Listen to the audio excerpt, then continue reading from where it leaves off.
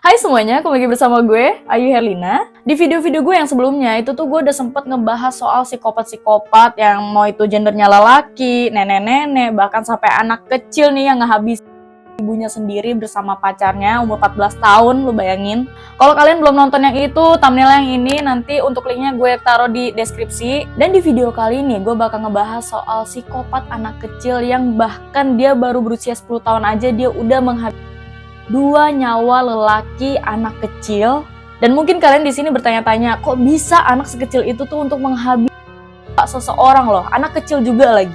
Di sini kita bakal bahas seorang anak kecil bernama Mary Bell yang dimana dia itu sudah diperlakukan kekerasan bersama ibu kandungnya sendiri sejak dia lahir, guys. Bayangin, sejak dia lahir.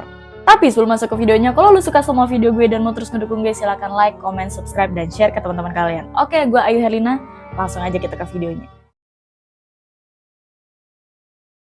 Mary Bell lahir pada tanggal 26 Mei tahun 1957 di Inggris dan dia dilahirkan dari seorang wanita yang bernama Betty. Dan for your information guys, kalau si Mary Bell ini tuh nggak punya bapak alias dia ini, mohon maaf, anak di luar nikah. Dan si Betty yang merupakan ibu kandungnya si Mary Bell itu dia udah hamil Mary Bell dari umur 16 tahun. Kalian bayangin, umur 16 tahun kalau di kita tuh kayak masih SMP kelas 3 atau ya SMA kelas 1-an lah. Bahkan dari awal si Betty ngelahirin Mary Bell aja, dia tuh ngomong ke dokter kandungannya, "Dok, ini tolong dibawa aja anaknya, saya nggak butuh."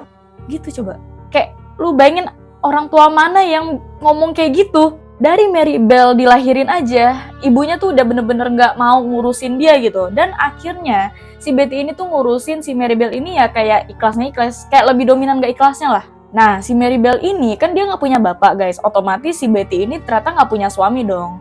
Dan ternyata lebih kesiannya lagi, Betty ini tuh merupakan pekerja PSK. Dari awal ngelahirin si Mary Bell aja kan ibunya ini udah kayak mau nggak mau ngurusin kan, dan akhirnya ya terjadilah si Mary ini sering ditinggalin, nangis dibiarin nangis aja. Sampai-sampai tetangga-tetangganya itu tuh komplain ke Betty, kayak lu bisa gak sih ngurus anak lo yang bener, tapi malah si tetangganya ini yang dimaki-maki sama si Betty.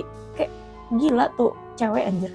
Dan juga ternyata si Betty, nyokapnya si Mary ini tuh masih kerja sebagai PSK guys. Dan otomatis setiap si Betty ini keluar kota, si Mary itu dibawa tapi dia selalu ditaruh di luar rumah. Ya udah nangis kan tuh anak sekecil itu. Ngedenger si Mary nangis-nangis kayak gitu, emaknya udah kagak peduli dan akhirnya tetangga-tetangganya nih yang peduli nih. Untung tetangganya baik gitu loh. Akhirnya dibawa pulang, diurusin lah tuh biar kagak nangis. Dan juga sempat si Mary ini tuh mendapatkan pelecehan baik fisik maupun mental dari teman-teman sekitarnya nih. Cuman ibunya ini emang udah nggak peduli, kayak lu mau ngelecehin anak gue kek, dibully kayak apa kek, terserah gitu. Bahkan sempat kejadian si Mary Bell ini tuh dibully depan nyokapnya sendiri. Nah, biasanya kan kalau misalkan ya namanya ibu gitu ya, anaknya dilecehin atau dibully kayak gitu kan ngomelin anak yang ngebully dong. Ini enggak, jadi kayak ya udah lu terserah mau ngelecehin anak gue kek, mau ngebully anak gue kek, gue diem aja gitu, kayak nggak ada peduli-pedulinya, bener-bener sama sekali nggak ada peduli-pedulinya. Sempet juga nih si Betty ini tuh dipergokin sama kakaknya sendiri, yang dimana ini tuh tantenya si Mary Bell nih.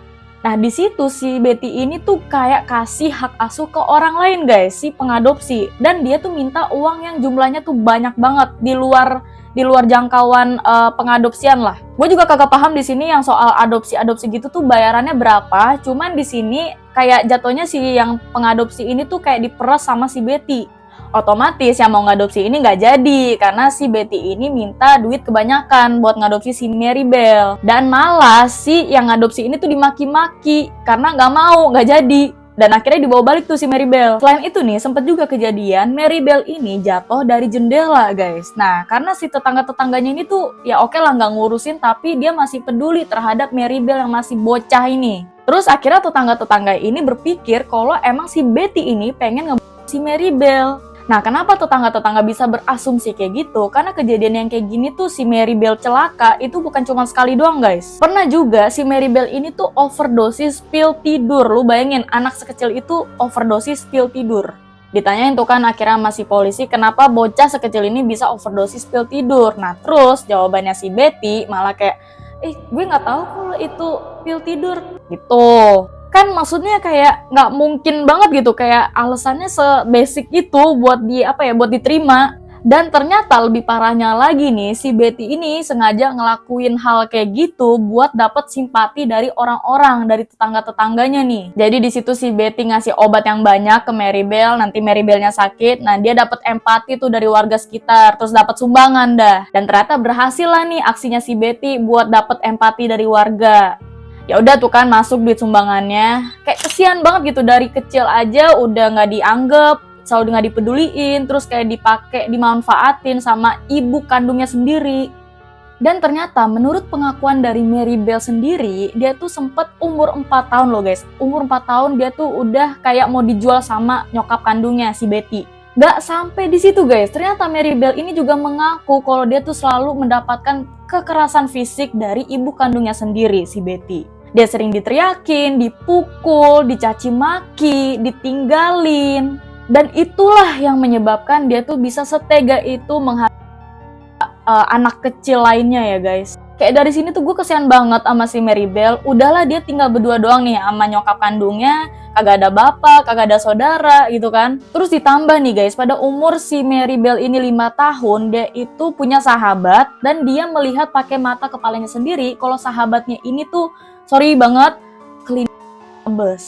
Kayak bayangin sekecil itu punya traumatis yang banyak banget, entah internal maupun eksternal. Harusnya kan normalnya anak kecil pada umur segitu kan bener-bener lagi seneng-senengnya, main terus sana sini, happy, diturutin terus sama orang tuanya. Tapi Maribel ini bahkan tidak mendapatkan kasih sayang, ya minimal peduli gitu dari ibu kandungnya sendiri, kagak ada. Dan dari masa kelam itulah Maribel ini pada umur 10 tahun itu dia dikenal sebagai anak yang aneh dan pinter berbohong. Pada tanggal 11 Mei tahun 1968, si Maribel ini tuh main sama bocah laki-laki. Terus tiba-tiba nih, bocah laki-laki ini tuh ngadu ke mamanya kalau dia tuh habis jatuh dari perosotan. Ya udah kan tuh, akhirnya si bocah ini tuh dibilangin sama nyokapnya, ya udah besok-besok hati-hati mainnya, jangan jatuh-jatuhan lagi. Udah tuh kan. Nah tapi nih guys, keesokan harinya ternyata ada 3 orang ibu nih itu ngelaporin ke polisi kalau 3 anak ceweknya itu habis dicek si Maribel. Nah kedengeran tuh kan laporannya ke nyokapnya bocah lelaki yang habis jatuh dari perosotan kemarin. Terus ditanya tuh kan sama bocah lelakinya tuh, dia bilang, kemarin beneran jatuh atau dijatoin? Lo kemarin main sama Maribel kan? Nah anak laki-laki ini langsung nangis-nangis bilang, iya kemarin dia habis main sama Maribel. Loh kok kamu gak ngadu? Iya kalau aku ngadu nanti aku diancam dibunuh sama Maribel. Ya ngedenger hal itu, alhasil nyokapnya si cowok ini pun akhirnya ngelaporin juga nih ke polisi. Dan akhirnya polisi pun menangkap Maribel. Udah ditangkap, diinterogasi tuh si Maribel. Bener gak lo kemarin tiga cewek ini? Kata si Maribel, ah enggak, kemarin kita cuma main acting-actingan biasa doang kok. Nah terus kalau bocah cowok yang jatuh dari perosotan itu, dia bilang gak sengaja. Ya udah tuh akhirnya si Maribel dinasihatin sedikit sama pihak kepolisian dan akhirnya dibebasin.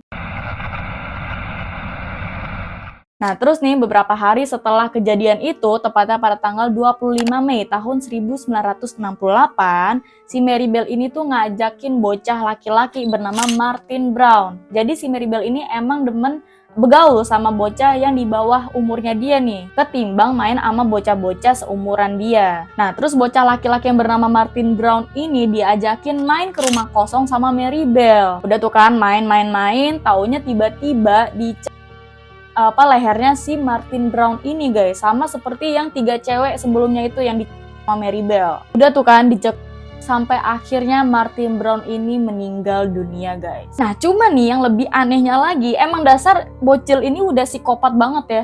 Habis dia nyek terus Martin Brown ini dia main ke rumah temennya yang bernama Norma Bell. Jadi Norma Bell ini cuman temen biasa aja ya, nggak ada hubungan darah. Kayak anak kecil lagi main ke rumah temennya gimana sih, kayak ya udah main aja seolah-olah habis nggak terjadi apa-apa gitu. Dan beberapa hari setelah kejadian nih, tubuhnya Martin Brown pun akhirnya ditemukan di rumah kosong itu nih sama pihak kepolisian. Cuman yang bingungnya si polisi ini tuh nggak nemuin kayak bekas kekerasan atau luka-luka di tubuhnya Martin Brown ini guys.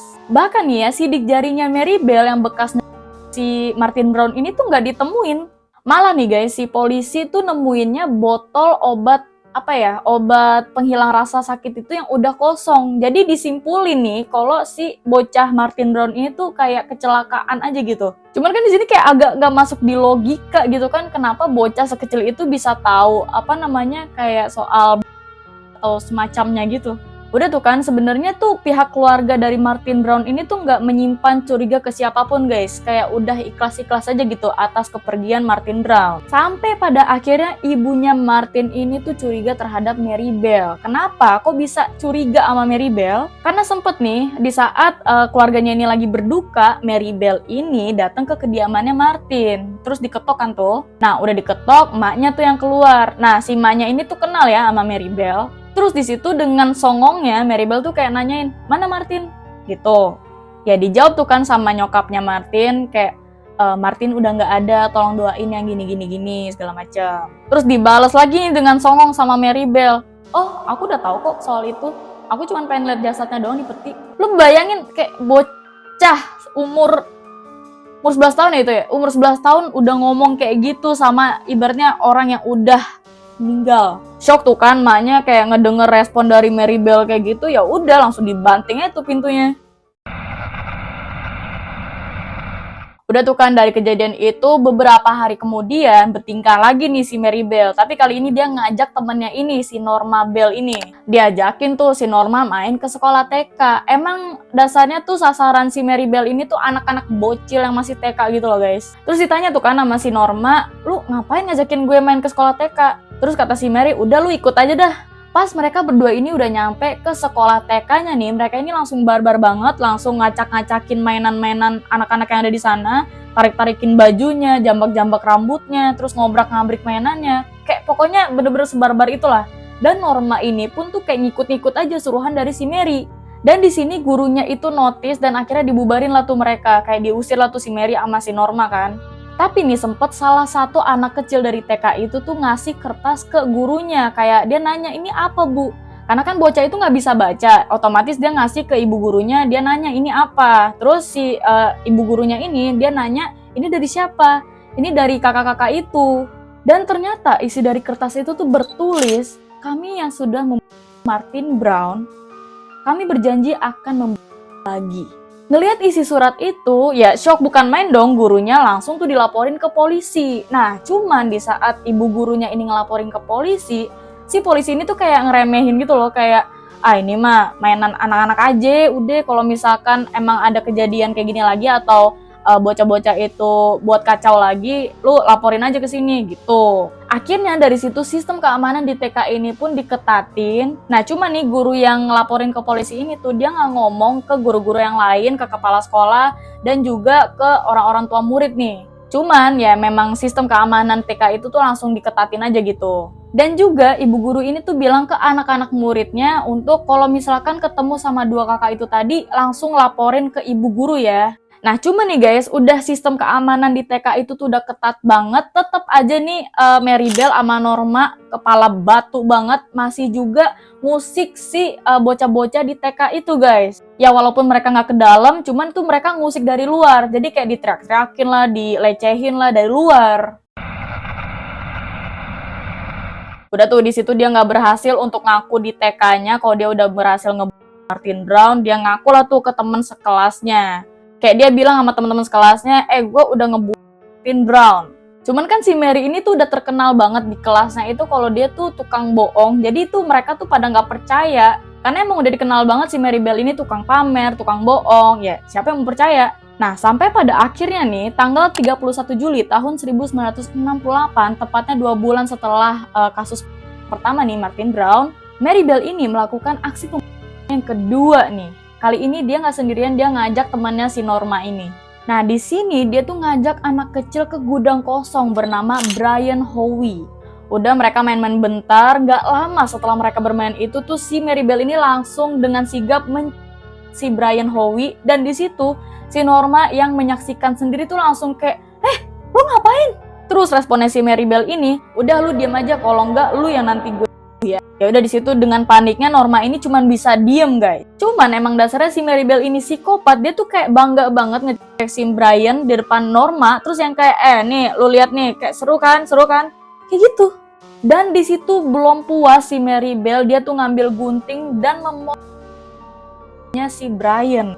Belum puas juga di situ Mary Bell, sorry ya guys, dia tuh memukul kelaminnya si Brian ini. Nah di situ posisinya si Brian ini udah hilang ya nyawanya, jadi kayak pas udah tadi tuh udah hilang nyawanya. Nah di situ Mary Bell tuh yang udah kayak bangga banget ngeliatin ke Norma kalau ini kayak seru loh, lu nggak mau apa kayak gini-gini nih. Cuman di situ Norma temennya si Mary Bell ini tuh cuman bisa nangis sesegukan kayak kenapa dia bisa ngelakuin hal kayak gitu. Dan akhirnya setelah itu Mary Bell pun udah puas dan si Norma ini tuh kayak bertanya kenapa lu ngelakuin hal sekeji itu. Cuman di situ responnya Mary Bell sama kayak tadi, lu diem atau enggak lu yang gue habisin. Ya udah dari situ si Norma cuman bisa diem dan jasadnya si Brian ini tuh cuman taruh di tumpukan beton di deket sekitaran gudang kosong itu guys. Udah tuh kan setelah mereka nyembunyiin jasadnya Brian di tumpukan beton, mereka ini langsung cabut balik. Nah pas lagi jalan balik nih, mereka ini ketemu sama kakak ceweknya Brian. Terus ditanya tuh kan sama mereka berdua, kalian ngeliat Brian nggak? Terus jawabannya si Mary, enggak, kita nggak ngeliat Brian. Emang kemana tuh anak? Terus kakaknya ini ngerespon, iya gue lagi nyari-nyari si Brian nih. Ya udah, ayo kita nyari bareng-bareng yuk, kata si Mary. Akhirnya mereka pergi tuh bertiga, kakaknya Brian, Mary sama si Norma. Cuman di situ pencariannya itu si Mary ini tuh nunjukin ke gedung kosong tempat si Mary ini tuh Brian tadi. Terus yang lebih ngagetinnya lagi nih, Mary Bell ini tuh sampai bilang ke kakaknya si Brian, coba lu cek tuh di beton-beton situ, ada kagak adek lu di situ. Itu Norma ngedenger kayak gitu panik banget kan, kayak lu tadi nyuruh gue diem, sekarang lu sendiri yang ngumbar-ngumbar. Terus dia ketakutan nih guys, kalau nanti tuh bakal si Norma ini dibawa-bawa. Alhasil si Norma ini bilang ke kakaknya, udah kita cari tempat lain aja. Diiyakan tuh sama kakaknya Brian. Akhirnya mereka ini cari di tempat lain. Nah karena di sini tubuhnya Brian ini tak kunjung ditemukan, alhasil mereka ini tuh laporin ke polisi guys. Dan akhirnya di situ polisi mengadakan pengecekan besar-besaran di beberapa sudut kota. Nah terus akhirnya ketemu nih jasadnya si Brian ini di tumpukan beton ini nih. Udah tuh di situ polisi mulai panik dan warga sekitar pun udah mulai panik juga karena dalam kurun waktu 2 bulan aja itu udah terdapat 2 bocah lelaki yang sudah meninggal dunia nih. Nah dalam kasus penyelidikan ini polisi tuh kayak nanya kepada anak-anak setempat, kayak nanya-nanya hal basic gitu, kayak lu pernah gak diajak sama seseorang gitu ke tempat kosong, rumah kosong atau gedung kosong gitu. Gak cuman anak-anak setempat doang, si Mary sama si Norma ini tuh juga ikut diperiksa guys. Terus di situ polisi juga nanya ke mereka, lu bener gak di hari-hari terakhirnya si Brian ini kalian main bareng? Nah dari situ mereka ini diajak diwawancara sama pihak kepolisian dan di situ Norma ini kayak berperilaku tetap tenang gitu loh guys. Cuman si Mary ini tuh kayak ngelak nggak mau diwawancarain, kayak nggak, gue nggak mau diwawancarain gitu. Nah terus di situ responnya polisi, kok nggak mau? Ini temennya kamu aja mau kok diwawancara, orang bentar doang. Cuman di situ Mary jawab lagi, enggak, kalau mau wawancara Norma aja, gue nggak mau. Langsung dibilangin tuh sama polisinya, iya soalnya kemarin tuh kita dapat informasi kalau kalian berdua ini tuh habis main sama Brian di detik-detik terakhirnya si Brian nih. Ngedenger hal itu si Mary tuh makin panik dan berusaha untuk bener-bener ngelak diwawancarai sama pihak kepolisian. Dan alhasil si polisi ini tuh punya asumsi sendiri kalau ini ada yang aneh dan mencurigakan dari sikapnya si Mary. Dan akhirnya cuman si Norma doang nih yang diwawancarain. Ya udah dari situ akhirnya cuman si Norma doang yang diwawancarain sama pihak kepolisian. Terus ditanya tuh, apa benar kalian berdua ini sempat main sama si Brian di detik-detik terakhirnya si Brian? Terus di situ si Norma ini ngejawab, iya kami sempat bermain sama Brian, cuman di situ setelahnya si Brian ini misah sama kita pak gitu. Dan ternyata di situ polisi percaya aja dan melepaskan si Norma ini. Udah tuh nggak dilanjutin lagi wawancaranya. Nah setelah itu nih ada saksi yang mengatakan ke pihak kepolisian bahwa dia ini melihat Mary Bell itu ngumpet di saat mobil jenazahnya si Brian ini tuh lewat depan rumahnya. Jadi kayak sambil menggosok-gosokkan tangannya sambil ketawa. Jadi kayak kayak gitu. Dan akhirnya pihak kepolisian itu memanggil Norma dan Mary Bell untuk kedua kalinya untuk diwawancarai nih. Ditambah nih, waktu pas pengecekan tubuhnya si Brian ini, ada terdapat yang berinisial M. Ya udah dipanggil tuh kan si Mary sama si Norma untuk melanjutkan wawancaranya. Udah tuh kan waktu pas lagi diwawancari nama polisi, si Mary Bell ini tuh kayak dengan ngarang-ngarang ceritanya tuh dia bilang kalau dia waktu di hari kematiannya si Brian ini, dia ngeliat kalau ada bocah berumur 8 tahun ini lagi mukul-mukulin si Brian. Dan ternyata setelah itu si Maribel ini tuh keceplosan ngomongin soal gunting. Dia bilang kalau iya saya ngeliat kalau bocah itu tuh kayak ngebawa gunting gitu pak. Sementara pihak kepolisian itu tuh mengumpetin soal keberadaan gunting yang ada di lokasi. Jadi di situ polisi tuh kayak mikir, nih anak ngapain mention gunting? Kayaknya gue nggak ada mention gunting dan kayaknya yang tahu soal perihal gunting itu rumah sakit sama penyidik doang nih. Udah tuh kan akhirnya ditanya lagi sama polisi, kok lu tahu soal gunting? Kayaknya kita dari tadi nggak ada mention soal gunting nih. Dan di situ si Maribel cuman kayak kegap terus kayak diem. Ya udah dari situ si Maribel cuman bisa ngelak kayak enggak kok pak, emang saya ngeliatnya ada gunting terus gue yakin itu pelakunya sih pak. Ya dari situ ngedenger hal kayak gitu Norma juga udah ciut, akhirnya dia ngomong lah tuh sama polisi, iya pak saya ngelihat kalau Maribel itu yang ngebayin depan mata saya sendiri. Udah ngerasa kegep kayak gitu, akhirnya si polisi pun menanyakan lagi nih soal suratnya itu yang sempat dikirim ke anak TK gitu, yang berisikan si Mary ini ngebunuh Martin. Terus ditanya tuh kan, apa benar ini surat yang dari kamu? Nah di situ Mary jawab, iya pak itu surat dari saya ngebunuh Martin. Dan akhirnya sudah terungkap dia pembunuhnya dan ditentuin tuh hari persidangannya mereka. Udah tuh kan, di saat hari persidangan nih, si Mary ini tuh mengaku bahwa dia tuh membawa bocah lelaki tadi itu semata-mata untuk kesenangannya pribadi aja guys. Si Mary ini tuh bilang kalau dia tuh mendapat sensasi kegembiraan di saat dia nyawa dua bocah lelaki ini. Ini mah otaknya emang udah bener-bener kena ya, kayak udah gak punya hati nurani lagi gitu. Dan akhirnya dari situ si Maribel ini divonis hukuman penjara 12 tahun dan sementara si Norma ini tuh dibebaskan. Nah di sini keluarganya si Brian itu sebenarnya nggak terima kalau Norma ini dibebaskan, tapi ya gimana lagi itu udah keputusan dari juri, ya udah tetap dibebaskan. Dan Maribel ini sudah diputuskan di penjara pada bulan Desember tahun 1968. Nah, gimana nih kabarnya si Maribel sekarang? Nah, oke, jadi di sini kan dia tuh di penjara 12 tahun dari 1968 sampai 1980 nih. Di saat si Maribel ini usianya 23 tahun. Terus apakah tahun 1980 ini dia benar-benar dibebasin, Kak? Iya, pada tahun itu dia benar-benar dibebasin, cuman dia tuh kayak masih dalam pengawasan gitu loh guys. Pas si Maribel ini bebas juga, dia itu dikasih identitas baru sama pemerintah biar kayak ya udah dia kehidupan yang baru aja gitu, kayak ngelupain masa kelamnya yang dulu. Nah, di sini juga pemerintah itu kasih perlindungan kepada dia biar dia tuh terbebas dari kayak perhatian pers dan juga wawancara gitu dari wartawan-wartawan. Dan akhirnya karena si Maribel ini tuh kayak sering dikejar-kejar sama wartawan-wartawan untuk dia wawancarain gitu sama masyarakat sekitarnya juga, si Maribel ini tuh sering yang namanya pindah-pindah gitu loh guys, kayak nomaden gitulah. Dari sini walaupun pindah-pindah, si Maribel ini udah mempunyai kehidupan yang normal, dia udah menikah, bahkan dia udah punya anak perempuan, dan sampai anaknya berusia 14 tahun nih, dia nggak tahu kalau nyokapnya itu tuh seorang Maribel yang dimana dulu sempet anak kecil gitu. Sampai pada akhirnya anaknya itu tahu sendiri karena dari media gitu, nampilin muka emaknya di saat emaknya kecil, terus kayak di situ informasinya terdapat kalau ya ini Maribel yang pernah ngecah gitu. Ya di sini anaknya kaget bukan main dan akhirnya nanya ke mamanya sendiri kayak apakah ini beritanya benar, dan ya udah si Maribel juga ngakuin kalau itu perbuatannya dia waktu kelamnya dulu. Cuman di sini si Maribel bilang ke anaknya kalau ya udah diem-diem aja gitu.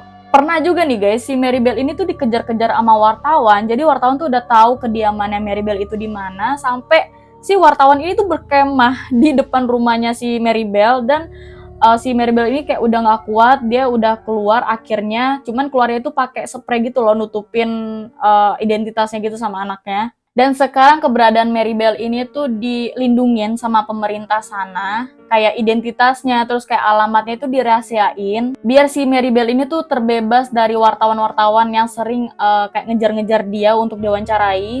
Ya sebenarnya pelindungan kayak gini tuh nggak layak dikasih ke dia, cuman ya mau gimana lagi, itu kan memang adanya pemerintah gitu yang melakukan hal kayak gitu. Nah, karena di sini kan warga atau masyarakat itu kan nggak terima ya sama perlindungan yang diberikan oleh pemerintah kepada Maribel. Alhasil, kalau ada narapidana yang kayak mengaku bersalah, terus dilindungi sama pemerintah itu dijulukin perintah Maribel. Ya, saking nggak terimanya masyarakat, dia ngejulukin itu untuk pemerintah yang dimana ngelindungin narapidana yang udah jelas-jelas bersalah.